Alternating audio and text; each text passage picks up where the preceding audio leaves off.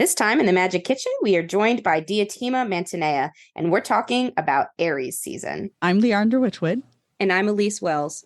And welcome to the Magic Kitchen podcast, where we talk about magic, kitchen witchcraft, herbs, and everything in between.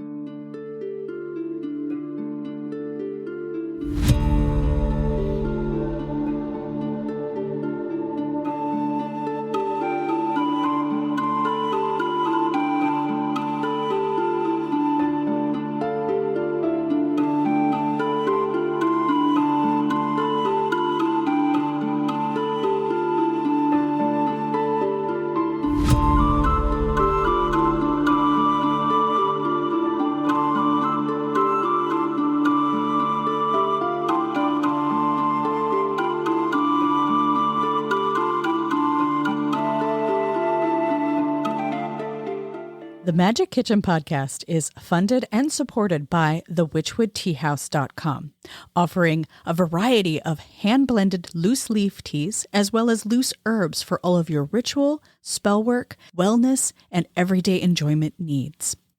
If you would like to support this podcast while sipping a great cup of tea, head over to thewitchwoodteahouse.com and find the magic that's in store for you. Diotima Mantinea is a witch and has been a professional astrologer and tarot reader for more than 30 years. She is also the author of Touch the Earth, Kiss the Sky, allowing the rational mind to welcome magic and spirituality. She writes for witches and pagans and teaches widely. Her passion for science led her to a degree in soil and crop science, as well as to graduate work in the field. You can visit her work at www.uraniaswell.com. So welcome. Thank you for being here. Thank you for having me. It's a pleasure. I'm excited. We both really enjoyed your book, your latest book, Aries Witch. And it was nice to be able to figure out how to have you on to specifically talk about Aries season, because something you point out in the book, which again is one of these kind of moments that I should have known this before, but we all have every sign in our chart. So we all have Aries in our chart. And depending on that configuration, Aries season is going to affect us all differently. So even if you're listening and you're not an Aries, there's so much wisdom you will glean from this as you enter Aries season with the rest of us. Yes.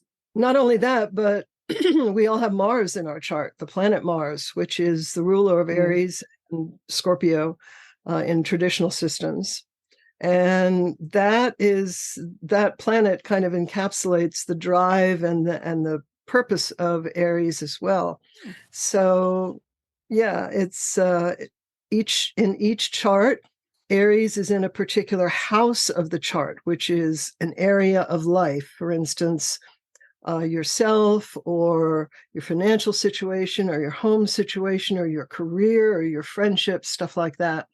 So whatever house Aries is in your specific natal chart, and it's different from pretty much everybody else's natal chart, unless they were born in exactly the same time and place that you were, then that house is going to be emphasized every Aries season, which comes around every year. Oh, who is that? Sorry, this is cat? Willie. He's a little guy. He gets kind of like lonely sometimes, and I can see it in his eyes. He started making noise, so I knew if I just picked him up, he'd stop. Leandra gets it. She's like, "Oh, there he is again." Whatever. Yeah, there he is. There's One Eye Willie. Yeah. He only has one eye. Bless him. Oh, boy. He's a sweetie. Yeah. Well, maybe my cats will come in and join us too. Yeah. Yeah. Oh, yeah. My other one's sleeping over on the right, so they love recording time. I think it's because I set the mood. I light some incense. I cleanse the space a bit, and they're like, "Oh, it's nice in here. Let me just cozy up."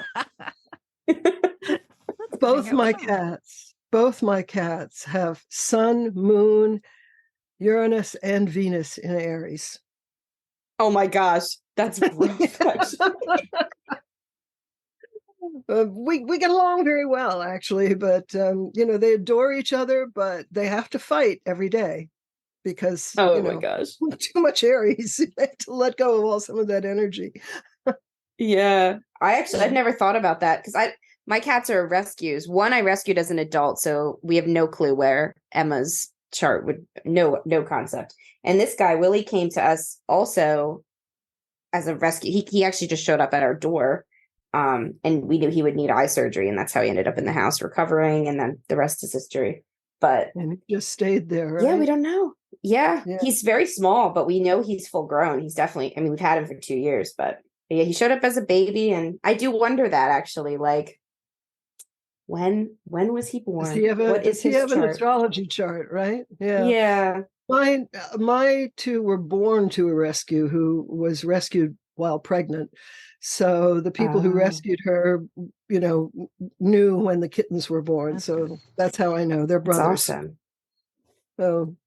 So anyway, yeah, wherever Aries is in your chart, whatever house Aries is at in your chart, is going to be emphasized during Aries season because the sun is going through that house for you, and it's highlighting the for you at least the issues that house designates, like friends or career or whatever.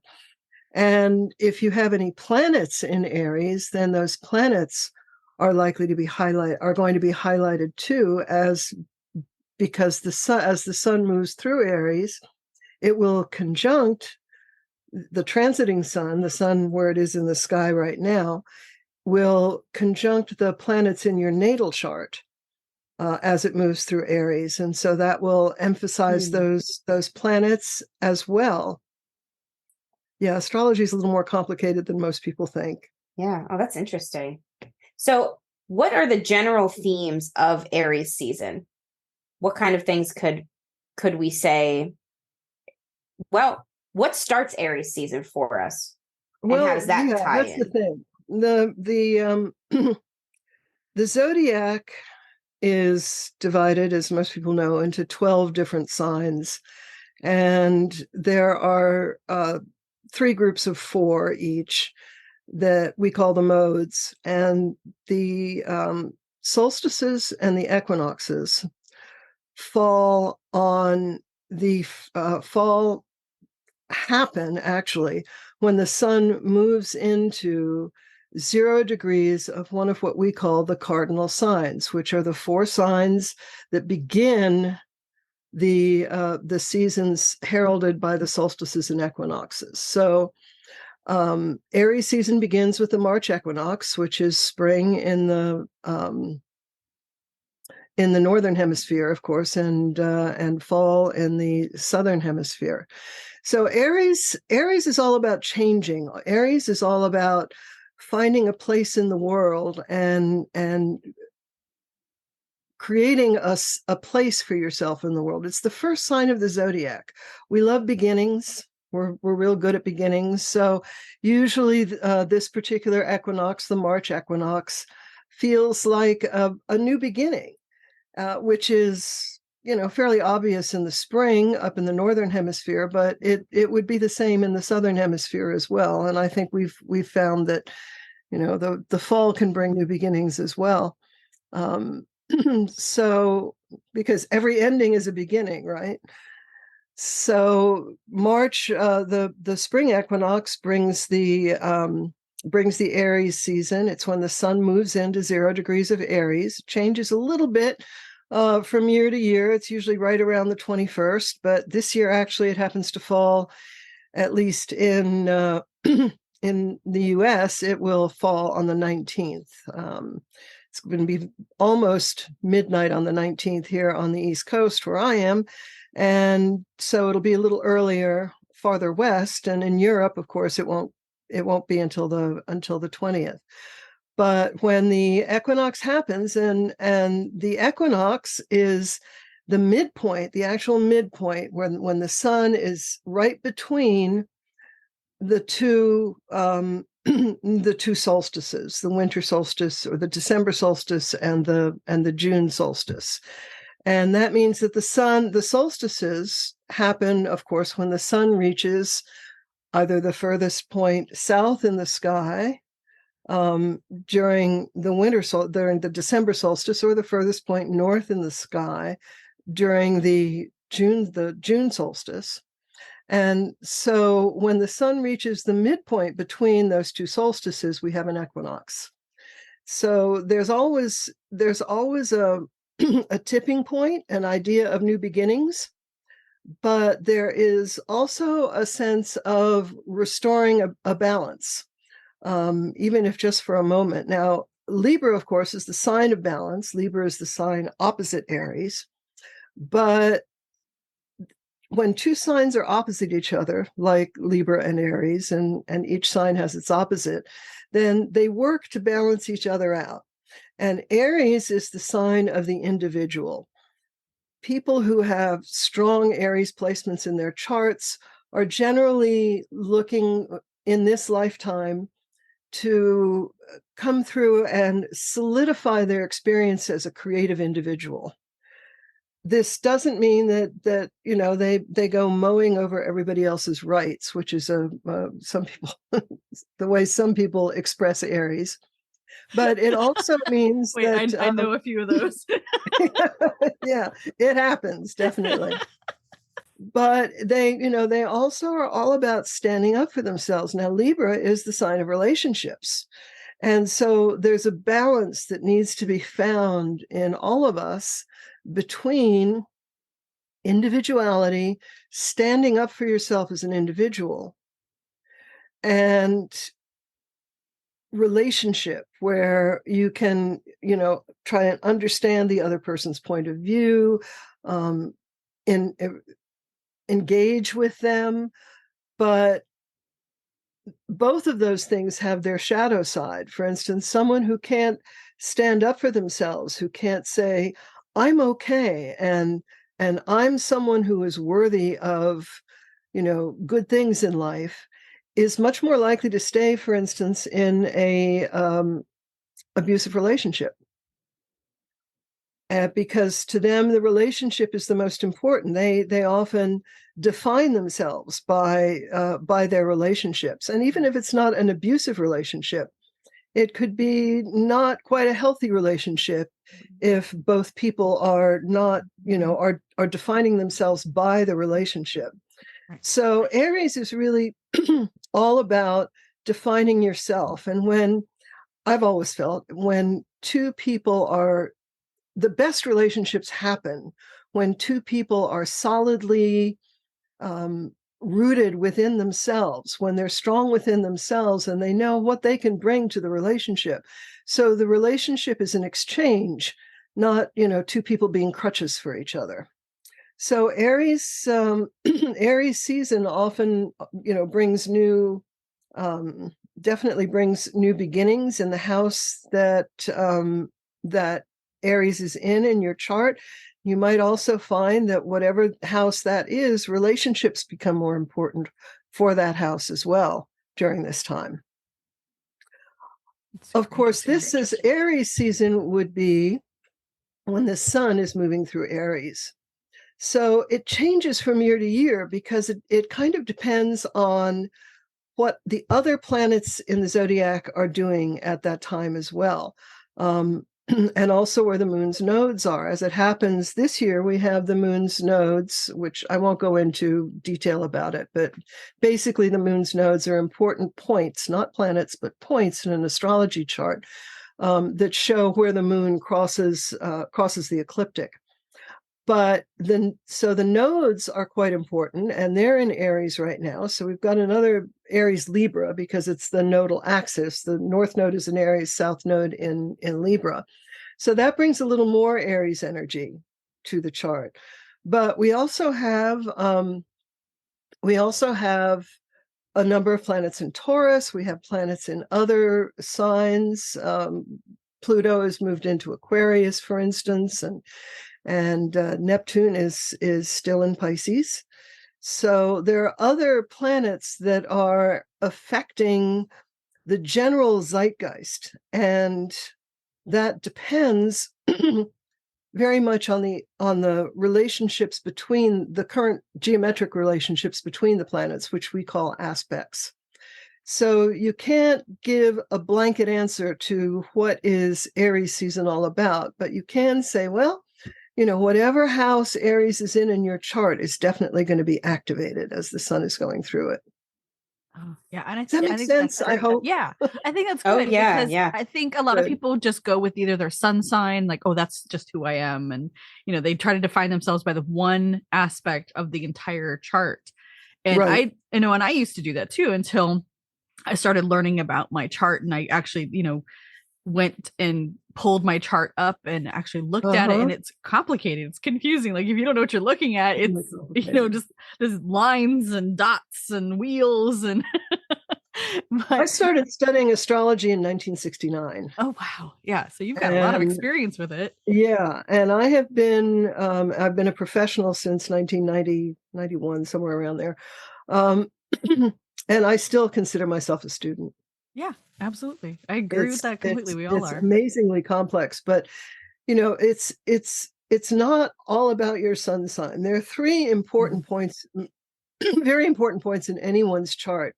And this, particularly with the Aries Witch book, the Sun Sign series that Llewellyn is putting out, all of which are backed up with written primarily by Ivo Dominguez, and then we have co-authors like me who are the Sun Sign, and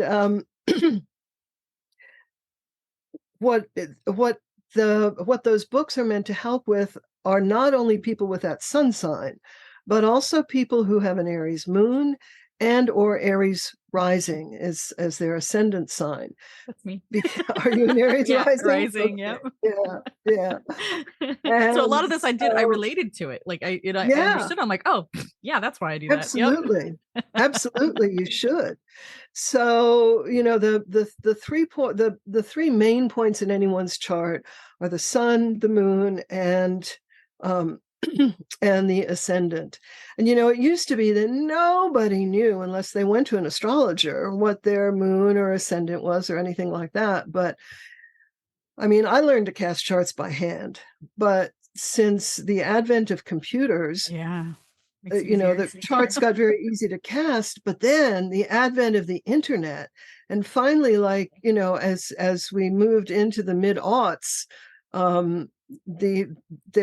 people developed websites where you could go and get astrology charts for free, and they're still out there. There are lots of them, and you can get them for free, and you can use any house system you want. And people are like, I don't know what house system to use, but try it, see what works for you.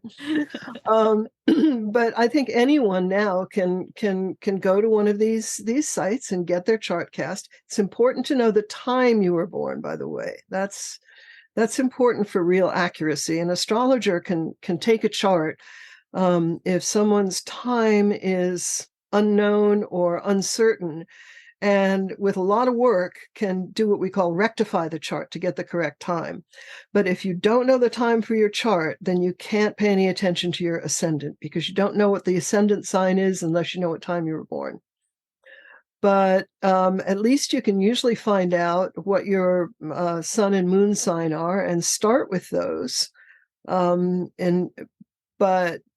people get, I think this is why astrology has become so popular, is because you do this, you find out where your sun sign is and you find out where your moon sign is, and you start reading up on it and you go, wow, that's cool. And then you start maybe following the transits, maybe Uranus hits your sun sign and boom, all of a sudden all these things are changing for you. And you go, wow, that's interesting.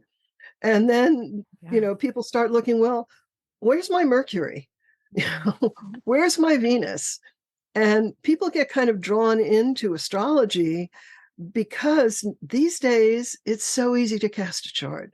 And I'm really encouraged by that. Both Ivo and I are very encouraged by that. And I know that's one of the reasons that he decided to take on this project of the Sun Sign series, is because we always hope that more people, particularly magical people, will pay more attention to astrology, because no, you don't have to know what sign the moon is in to plan your spell. You don't have to, what we call, elect a chart, which is to, decide when you're going to do a ritual or a spell, judging by the astrology. Astrology is an influence. It's not a determinative. Yeah. And I agree. Go ahead. I used to it always confused me. I can get the chart. I can see the chart. The chart's not hard to find. Like you said, go to the website and get it. It's understanding it was the issue.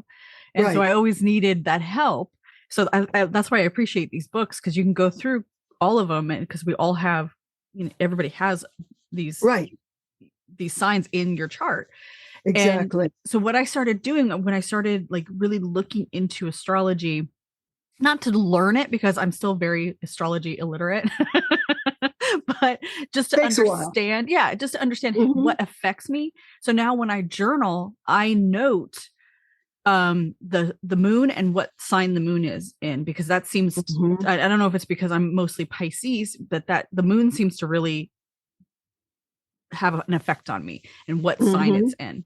And then with my students in my community and in my courses, I actually created worksheets for them so that they could do the same, so they could start tracking it, so that when they go back and they're like, wait, I've seen this pattern before, where did I see that before? And they can go back and go, oh, that's why. And then they can check and see if there's any kind of lining up of these signs and placements and that sort of thing. And it's helpful because then you understand every time, like, okay, Lionsgate for me, I am like Mercury retrograde, I do just fine. Like I'll have some technical issues, communication issues, the minor. I think the worst thing that ever happened, like my car died. That was the worst thing that ever happened to me.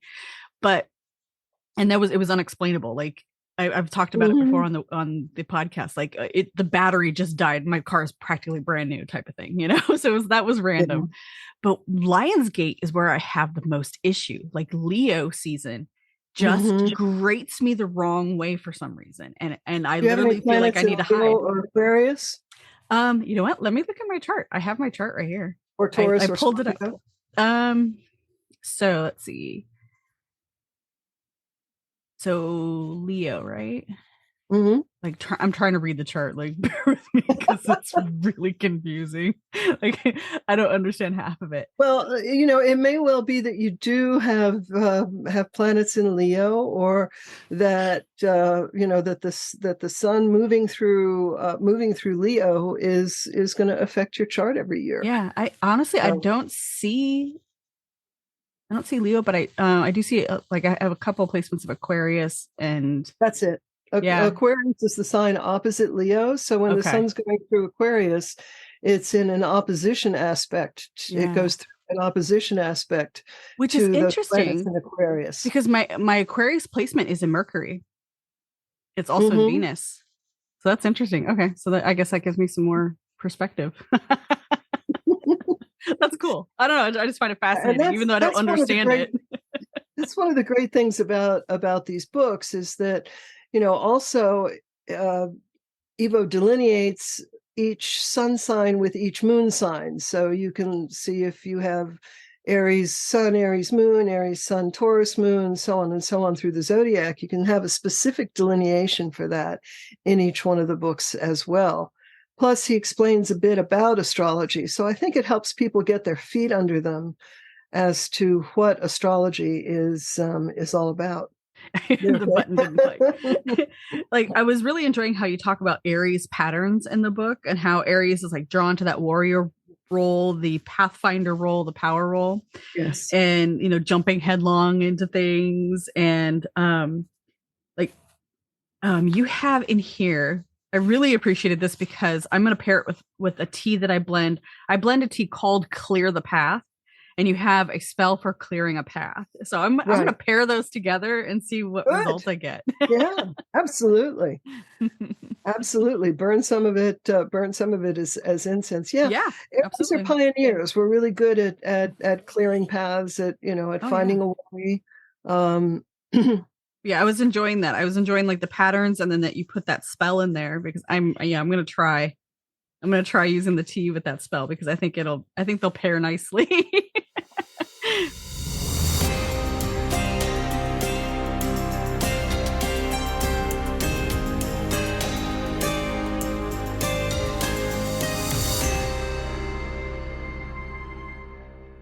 You may have noticed that here at the Magic Kitchen podcast, we don't have sponsored ads.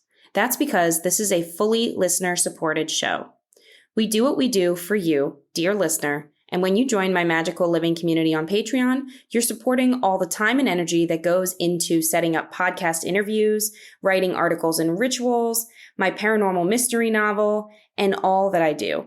And in exchange, you're getting over 10 exclusive journal prompts, rituals, witch tip videos, meditations, and more each month. If you love this podcast, consider joining my magical space. I can't wait to meet you and be an even bigger part of your magical journey. Go to patreon.com/Elise Wells or follow the link in the show notes. Yeah, we are definitely, Aries are definitely pioneers in some way or another. You know, a lot, how much your Aries, even if it's your sun, expresses itself can be very different. For instance, I tend to be something of an introvert, which is not an Aries, particularly Aries thing. Gotcha. But my Aries sun is in my 12th house, which is the house of kind of being retired and not and hiding away and generally not engaging very much with a lot with other people. So sometimes where your house is, sometimes the aspects to your Aries sun, because people come to me, and they say, well, I don't think I'm an Aries, or I don't think I'm a Sagittarius, or I don't think I'm this, because I just don't fit any of those delineations. And yet, I was definitely born during the time of Aries or whatever sign. Mm-hmm. And there are a lot of reasons for that, which is that, first of all, there are like 9 other planets in the chart that are affecting your sun, but I always say to people, there is something about Aries that you have to learn in this lifetime. Yeah. Because my personal belief, and not everyone shares this, but my personal belief is that we're born with the chart that we need for this lifetime. I'm a big believer in reincarnation, and I think we were born with the chart that we need. And I think that whatever your sun sign is, it's something that you have to deal with at some point and in some way. And if you're not doing mixed martial arts, then maybe you're just learning to stand up for yourself. Maybe that's really important to you in this lifetime, is learning to stand up for yourself, So the chart is incredibly complex. It's, even if you know astrology very, very well, as I do, it's a constant guide for me, my chart. And once you know it, then you can turn to it when things seem problematic for you. Then you can turn to your chart and go, oh, well, yes, this is going on because my transiting Saturn is hitting my sun.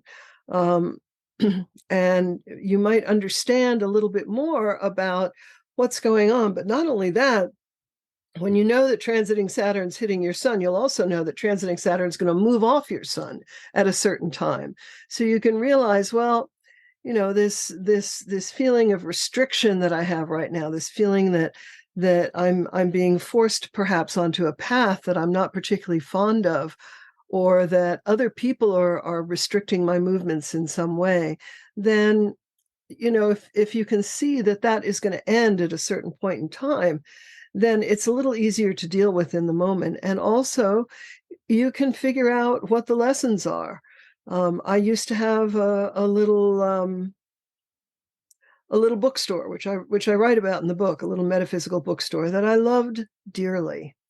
But came a time when I realized that this was not a long-term path for me. This was not something I really wanted to do long-term. And so I sold the store. And it was, it was very difficult. And when I did that, when I sold the store, I knew I was doing the right thing, no question about it. And then I had to do all of these other things that required a considerable amount of self-discipline. And I did them, and I ended up with a fabulous job for about 3 years working at Smithsonian Magazine that pretty much trained me for my second business, which was a virtual assistance business. And that and my astrology business are the two things that have been supporting me for the last 25 years almost, I guess now. And that if I hadn't sold my store, if I'd hung on, it would have been a problem. But because I had my chart as a guide, I knew it was time for me to make these changes. And so when the opportunity came, and it did, I stepped into it. I made the change.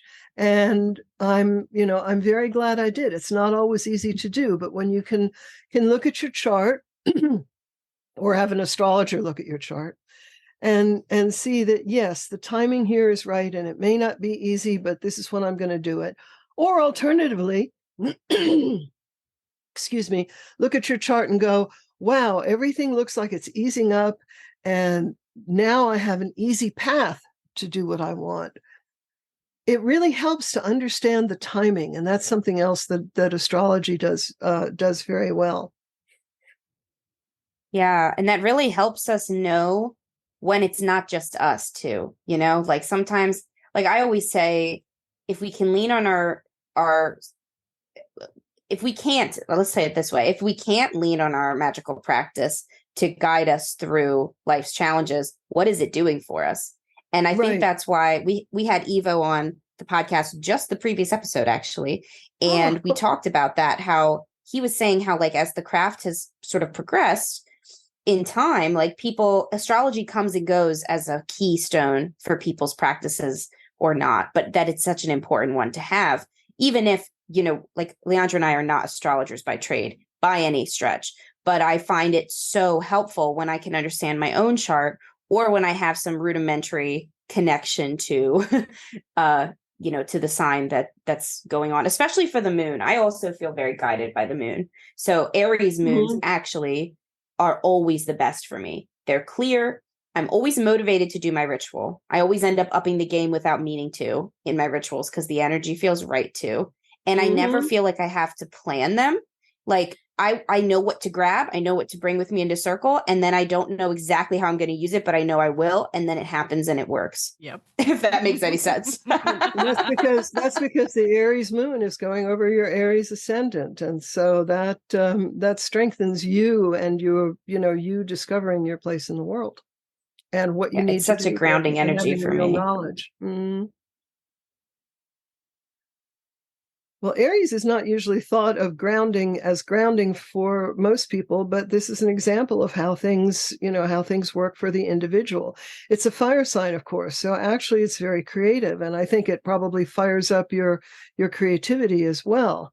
Which is the grounding thing for me. Exactly. I'm a writer mostly. That's my creativity, but I write better poetry. Like it's the creative writing that comes through. It's inspiration. That's another thing that all fire signs, that's a gift of the fire signs is inspiration. And so when you're inspired, when you know that you're doing the right thing, that you're creating what you need to create, that in itself can be very grounding. I think for me, my Aries activates me because I'm double Pisces. So those, I don't know, I guess it's more of a, let's see what happens kind of energy. Go with the flow. Yeah, go with the flow. Like, let's just, let's be malleable here. Where my Aries, I think it boils that water and it like, no, we're going to do this now. We need some pressure. We need to do this. Right. Exactly. So, yeah, I mean, I am, I'm in agreement with Evo that astrology comes and goes in the craft, but I also think that it's going to become more of a staple now because of the ease of casting charts. You have no idea how complex it is to cast a chart by hand. I mean, it would take. I can't even comprehend. Yeah. You've got to have your tables of houses. You've got to have your ephemeris right there. You've got all of this stuff going on. And I mean, these days, when a client comes to me and I cast the charts I need, to work with them. It would have, in times past, for me to cast the natal chart, the progress chart, figure out the solar arcs and the transits, that all of that probably would have been an hour, to cast several different charts and look at the transits and all of that. Now it's just I a few type in a little bit of data, hit a couple of buttons, and boom, there are all the charts I need. And that allows me to give a lot more time to actually figuring out the chart instead of actually creating the chart from scratch. Plus, it makes it a lot less likely for errors. A friend of mine put a picture of a chart that her mother cast for her up on social media, I guess about a month or so ago. And I said, oh, good. Now I have her birth data because it was written on the chart. And so I went into my my astrology software and put in her data and cast her chart. And the rising sign that her mother said she had was not actually her rising sign. So, that was interesting. There were a lot more errors made back in the days when charts were cast by hand. Yeah. I had mine cast by hand, I don't know, probably about 15 years ago or so. And when I had it redone by someone who had been doing it for a while, there was a lot of information that was wrong, and it started to make sense after it was corrected. I was like, oh, okay. Yep. And it's it's interesting too that people still have this misapprehension that astrology, and I just saw this in a book that was published recently, and I was very disappointed. I think a lot of the author, and he didn't do his background research, frankly, but that certain types of astrology are more accurate than others.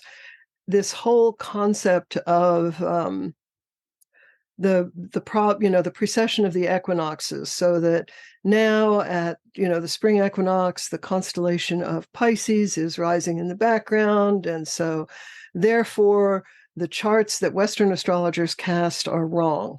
That simply isn't the case. The constellations have nothing to do with the astronomy of Western astrology. The astronomy of Western astrology is it's what the astronomers call a geocentric ecliptic celestial coordinate system. And it's absolutely accurate, but it's not based on and doesn't take the constellations into account. I have a whole article about this on my website, and called The Astronomy of Astrology. And as an example, I use the metaphor of what I call Big Barn Lane. And if you are, if you are 200 years ago, for instance, there was this farm and there was this farmhouse there, and then across the road from the farmhouse there was this big barn. And 50 years goes by or whatever, and the farmer sells off the piece of land with the barn on it, and the rich folk from the city who bought the land decide that they want to make that barn their house, but really they'd rather have it on a different point in the property. Meanwhile, everybody's been calling the road that crosses in front of this barn Big Barn Lane, right? So the new owners take the barn and they move it off to another point of the property. That doesn't change the name of Big Barn Lane, nor does it change the location of Big Barn Lane. Right. And that's basically what's going on with the constellations. The constellations have moved on, but the constellations are not what we use when we cast a chart. We are looking at the relationship between the Earth and the Sun, and we determine the position of the planets accurately in relationship to the Earth and its position, relative to the planets. and the sun. So I can cast a chart on my handy dandy iPad, and there's a wonderful piece of software I use called iPhemeris, which has a sky now thing that if I hit it, it shows me exactly, it casts a chart from my location at the exact time and place I'm at right now.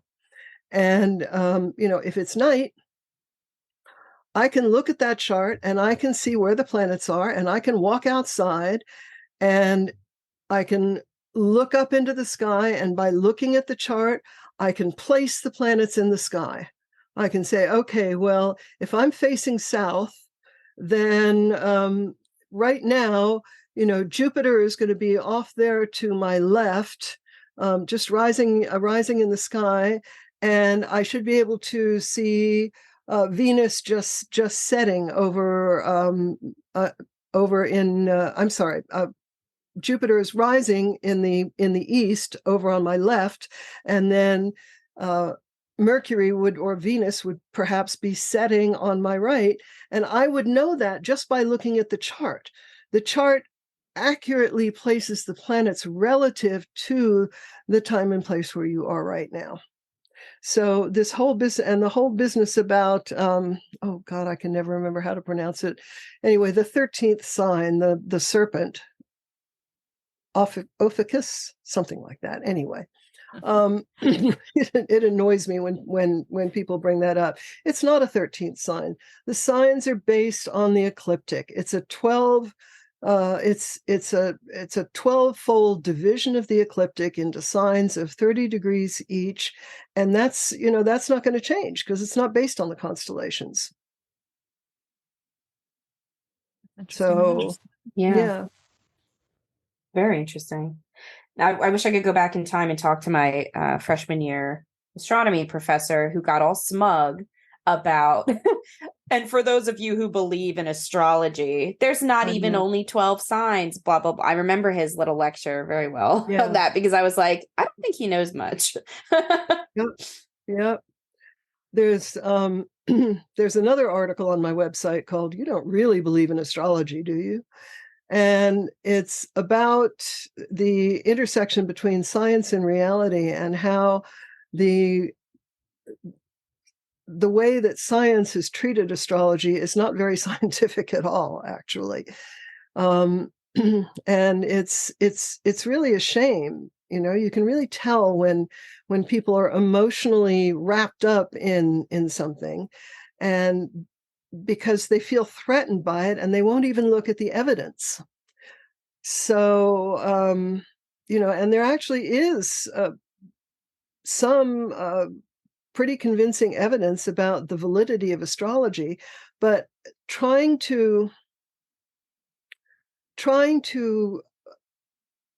quote prove astrology through science would be is a very, very challenging scientific project, and it requires, at the very least, that the scientists themselves have some understanding of astrology. And as your astronomy professor demonstrated, most of them don't even understand the basic facts, the basic astronomy of astrology. And and astronomy is based on astrology, really. It was, astrologers were the first astronomers, and so it's not as though we just make this up and pull it out of thin air.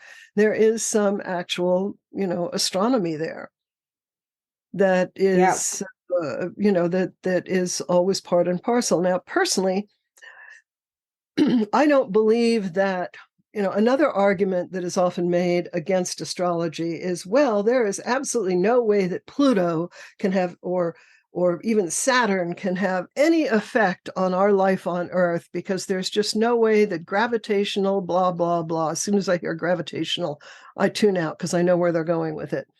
And in fact, I don't believe that, that the planets like emit rays that come to Earth and they affect us, and it's all very deterministic. But to believe that astrology has a correlation, not causal effect, but correlative effect, or a correlation with life on Earth, you have to look at the basis of life very differently. And so what we're seeing now is more and more as science gets closer and closer to some of the real critical questions of how reality is created. We're getting closer and closer to understanding that. We see more and more that there are patterns and connections that we never, that we never thought of before. And we don't have to know the mechanism. And this is one thing I go into in my article. This is the reason that Carl Sagan, of all people, refused to sign the polemic against astrology that about 120 some scientists published back in 1975 in the New York Times. He said because there were several reasons. He didn't like the authoritarian tone, for one thing. But also he said there's a demand for mechanism that that is not necessary. And he used some examples of, for instance, the whole concept of continental drift.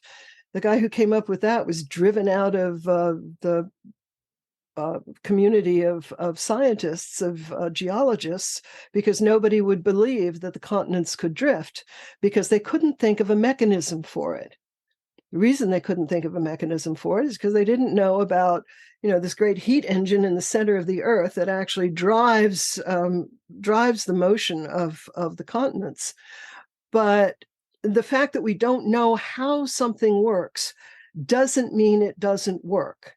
And it doesn't mean it is unscientific to think that it works. When I was, when I first went to college back in the mid-'70s, I'd taken a few years off after high school, and I knew a lot about astrology by then. I packed away my astrology books after about the first 3 months because it was very clear to me that, oh my goodness, I can't be an astrologer and be a scientist as well. Oh. But then once I got into grad school, I was going through some tough times, and I pulled out my chart. I wanted to look at it. And then I pulled out the astrology books, and it really helped me figure out what was going on in my life and what direction I needed to take. And I realized that it is really not scientific to say astrology, just doesn't work, when my personal experience and the personal experience of literally hundreds, if not thousands of people alive today say that it does. Intelligent, highly educated people. One of my major teachers was a Harvard graduate.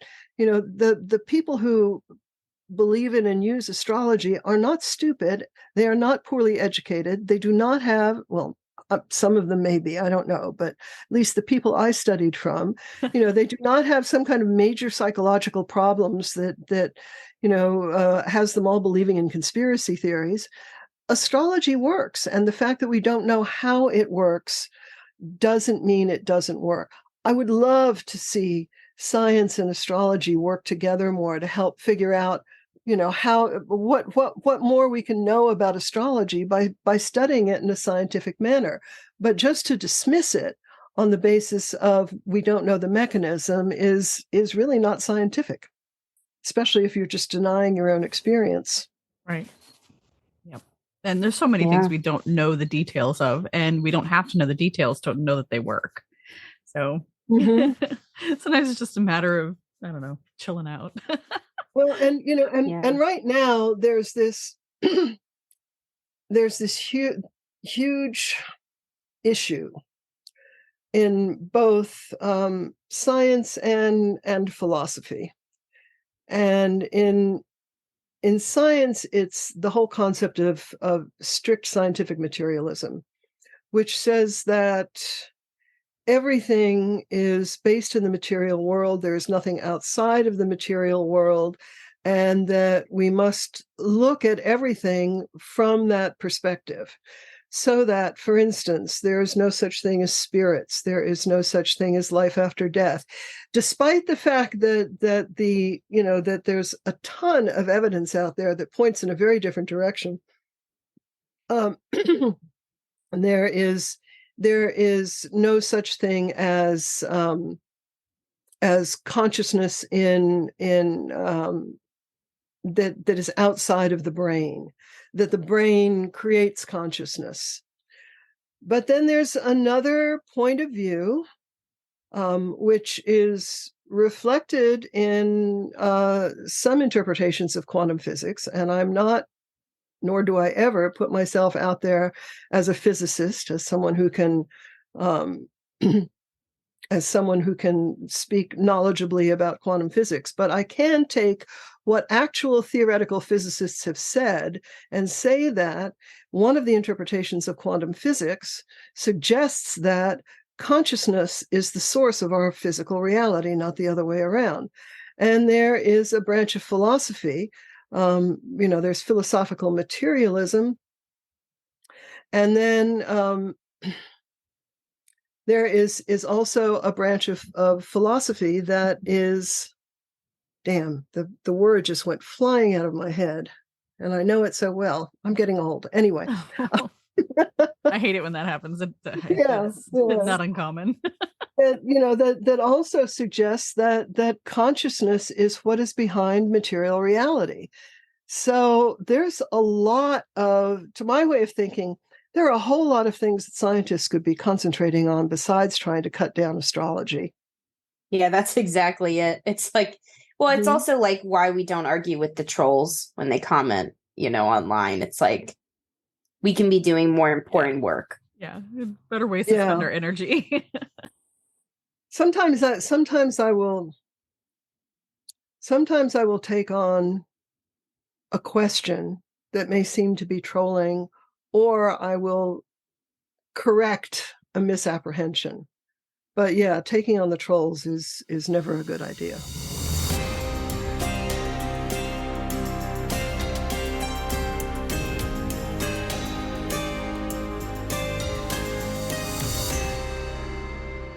Hey there, witches. Did you know that there's an entire community out there dedicated to you and your journey? The Rebel Mystic community is a space where I offer my decades of knowledge and experience to witches just like you.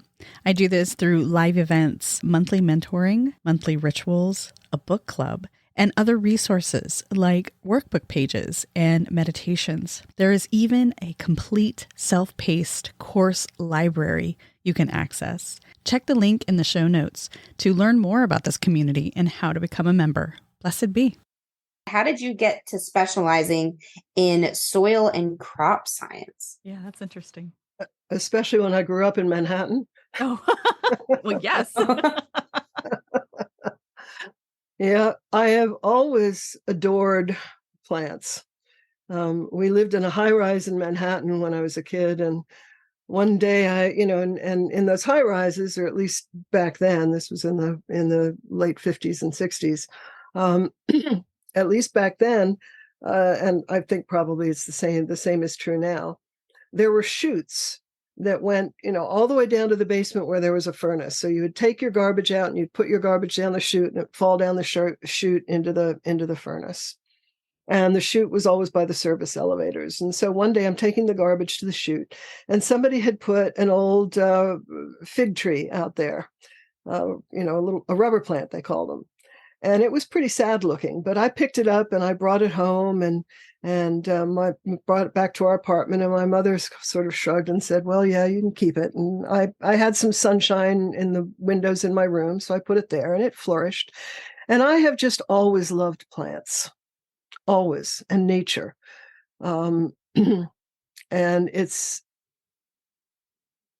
when I first went to college, and I had taken several years off after high school. When I first went to college, I knew that I wanted to study something to do with plants. I was thinking botany, or my grandmother thought I should be a florist or a landscaper. I disagreed.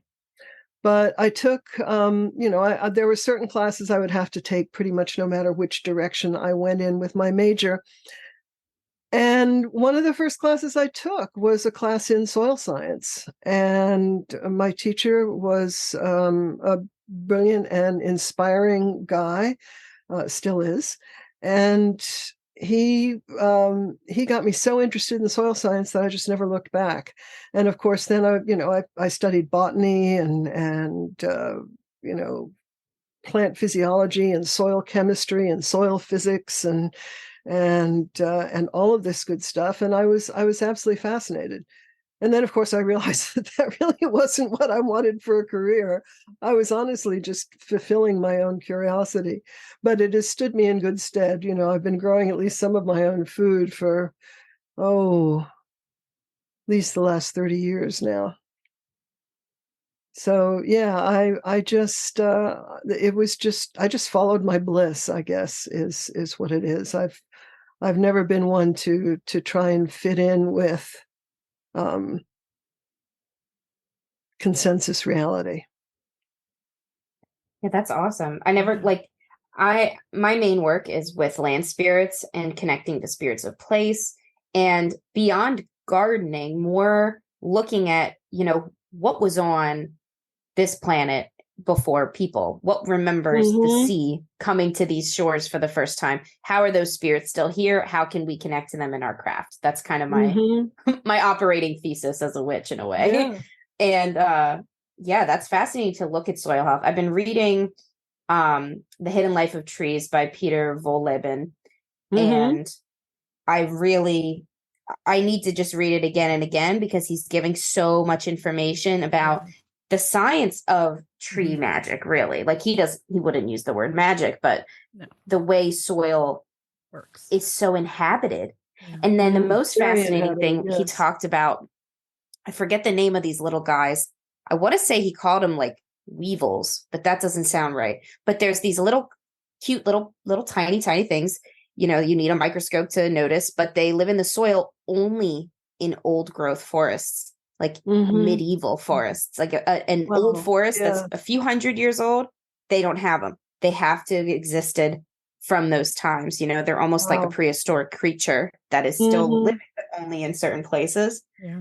And it just makes you think, because it's another example, like you were saying about astrology and science, we don't always know the why, but we know we feel it, right? We can go to an old forest and feel something different than we feel around young trees.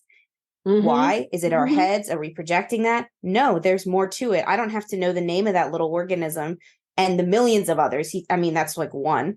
There's so many little scientific shifts in soil because of the age of the trees that we intuitively do feel,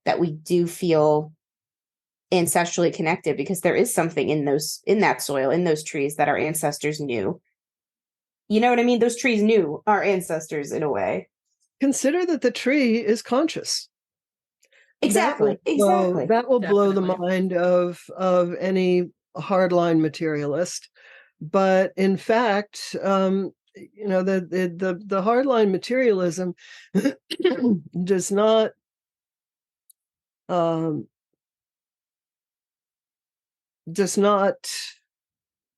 connect with the experience of most indigenous societies, where you find that animism, this concept of consciousness that exists outside of human consciousness, even outside of animal consciousness. And if you consider the fact that maybe consciousness is the source of the universe, then it's just a question of what are the different kinds of consciousness? What are the different, perhaps, levels of consciousness that we are dealing with? But it's all conscious. And we're not alone in the world either. We're constantly surrounded by consciousness and conscious beings. Yeah. Absolutely. Yeah. And I was speaking with my online community members. I have an online magical living space where, we just kind of connect and grow together in our disparate groups. Some of us are in different continents than each other. So it's just a nice way to connect with folks, like-minded folks, about our craft. And somebody said that was really interesting. We were talking about the ways we can use the craft to improve our mental health, which is, of course, a myriad of ways. Every Absolutely. way really improves our mental health. But one person said something that stuck with me. sometimes I forget that I'm actually never alone, that my spirit team is there even when my friends can't go out for a drink, or I can't get out on, out for a walk or something. Like, and that's it. It's that inspirited, I'm a hard animist. It's that inspirited world that we build around us that, it almost makes being alone in the physical more rewarding than being present with others in the physical, because we have such a vibrant experience. Yeah, absolutely. Absolutely. I live alone, and I love it. People think that if you live alone, you must be lonely all the time. I'm not lonely. I mean, I have friends, I have family, and I connect with them, but I am never alone. I live on 2 acres halfway up a mountain in western North Carolina, and boy, this land is alive, and the spirits are alive, and I am cared for, and I know that the land spirits are there, and they're connected to me, and I'm connected to them. So I have neither the time nor the inclination to be lonely, because there's always other consciousnesses around me. Yeah. That makes sense. Yeah. North Americans get really down on themselves sometimes, oh, we don't have Stonehenge here. We don't have ancient Greek temples. We don't have sacred sites. We don't have spirits of place. I'm like, are you kidding me? Yeah. So much of North America is untouched in a way. Yeah. It's such an opportunity. And it sounds like that's the kind of land you're on as well. Yeah. Just settled, silent, quiet. Yeah, it's not untouched, because I don't think anything around here much. They're outside of the national forests is still untouched. But but it's there's a lot of uninhabited forest, let's put it that way. Currently uninhabited forest. Nice. And that's lovely. And the mountains themselves, it's a very strong presence.